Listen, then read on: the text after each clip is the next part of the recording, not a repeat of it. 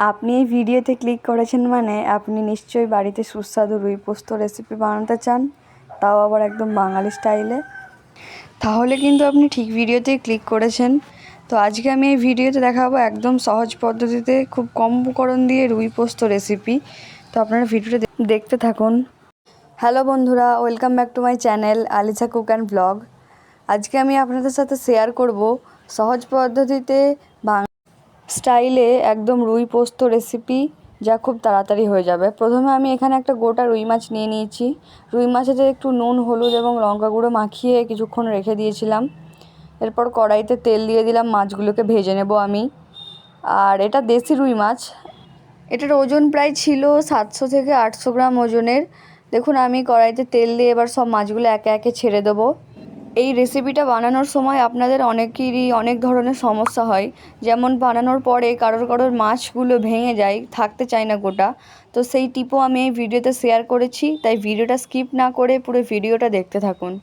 দেখুন আমার মাছগুলো ভাজা হয়ে গেছে, আমি একে একে মাছগুলো এবার দিয়ে দেবো কড়াইয়ের তেলেতে। আমি যেহেতু বলেছি এই রান্নাটা পুরো বাঙালি স্টাইলে বানাবো, তাই আজকে সব মশলাগুলোও আমি শিলেই বাটবো। তো আপনারা দেখতে থাকুন, খুবই ইন্টারেস্টিং একটা জিনিস আসতে চলেছে। দেখুন আমার এক এক করে সব মাছগুলো ভাজা হয়ে গেছে। এবারে আমি এক এক করে সব মশলাগুলোকে শিলে বাটতে থাকবো। প্রথমে দেখুন আমি বাটার জন্য নিয়ে নিয়েছি এখানে পোস্ত এবং সর্ষে, তারপরে ওখানে আছে জিরে, যেটাকে আগে থেকে একটু ভিজিয়ে রেখেছিলাম। এরপর পোস্ত এবং সর্ষেটাকে একসাথে বেটে নেব। শিলে বাটা মশলার যে রান্নাগুলো হয় তার টেস্টই আলাদা আসে, আপনারা একবার এভাবে বাড়িতে বানিয়ে দেখবেন। এরপর জিরেটা বেটে নিচ্ছি। জিরেটা আমি আগে থেকে ভিজিয়ে রেখেছিলাম জলেতে।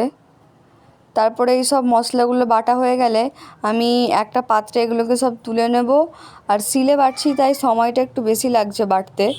দেখুন রুই পোস্তর তরকারি বানানোর জন্য যা যা সরঞ্জাম লাগবে সব আমি এখানে নিয়ে নিয়েছি। এখানে আছে, আজকে আমি এই কড়াইতে রুই পোস্তটা বানাবো। তো এখানে প্রথমে আমি নিয়ে নিচ্ছি কোঁচানো পেঁয়াজ, কোঁচানো টমেটো, একটু লেবুর রস এবং কাঁচা লঙ্কা কুচি। তারপরে এখানে কালো জিরে, এখানে মাছ ভেজে রাখা মাছগুলো, তারপরে ওখানে মশলা বাটাগুলো। এরপর কড়াইতে তেল দিয়ে আমি দিয়ে দিলাম পেঁয়াজ কুচি। এইটা আমি একটু গ্রেভিটা একটু বেশি রাখবো এই রান্নাতে, যার জন্য আমি জলটা অল্প ইউজ করব। আপনারা যদি একটু গাঢ় গ্রেভি চান আপনারা জলটা কম ইউজ করতে পারেন। আর প্রথমে আমি তেলেতে কালো জিরে ফোড়ন দিয়ে নিয়েছিলাম, তারপর তেলে পেঁয়াজটা দিয়ে দিয়েছি। দেওয়ার পর পেঁয়াজটাকে একটু লাল করে নেবো নেড়ে চেড়ে। তারপর এর মধ্যে দিয়ে দেবো কোচানো টমেটো এবং কাঁচা লঙ্কা কুচি।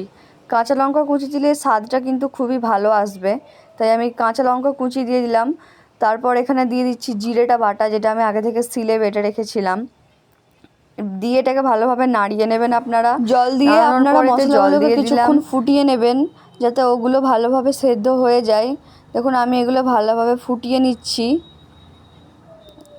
কড়াইতে আঁচটা আপনারা একটু বেশিতেই রাখবেন যাতে মশলাগুলো ফুটে যায়। এরপর আরেকটু পরিমাণ মতো জল দিয়ে দিলাম, যেহেতু আমি বলেছিলাম যে আমি একটু গ্রেভিটা বেশি রাখবো এই রান্নাতে। আর এতে পোস্ত বাটা দেওয়ার জন্য এর টেস্টটা খুবই সুন্দর আসবে, তার সাথে আমি সর্ষেও দিয়েছি পোস্তর সাথে।